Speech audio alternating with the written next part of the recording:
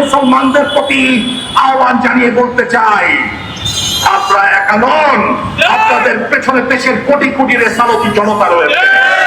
মহান আল্লাহ পাক ওনার ঘর মসজিদের সুরক্ষায় এবং তা আবাদ করতে প্রয়োজনে এই দেশের 51 কোটি রেসালতি জনতা নিজেদের জান এবং মাল কুরবান করে দিবেন ইনশাআল্লাহ। যারা পাহাড়কে অস্থিতিশীল করতে চায়, যারা মহান আল্লাহ পাক ওনার ঘর মোবারক নির্মাণে বাধা দেয়, তারা আগুন নিয়ে খেলছে। তারা যদি বিরত না হয় তবে এই আগুন তাদের নিজেদেরকে পুড়িয়ে ছারখার করে দিবে। আমরা শান্তিকামী মুসলমান, কিন্তু আমাদের ঈমান এবং ইবাদতের উপর আঘাত আসলে আমরা চুপ করে বসে থাকার জাতি নই।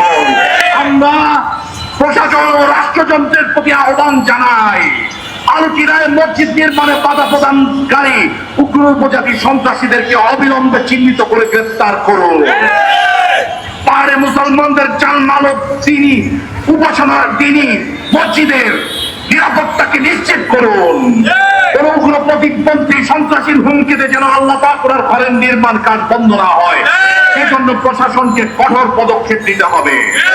পাহাড়ে অস্ত্রের মহড়া চালানো, চাঁদাবাজির মাধ্যমে সাধারণ মানুষকে জিম্মি করে রাখা এই সমস্ত বিচ্ছিন্নতাবাদী উপজাতি সন্ত্রাসীদেরকে আইনের আওতায় এনে কঠোর শাস্তি দিতে হবে।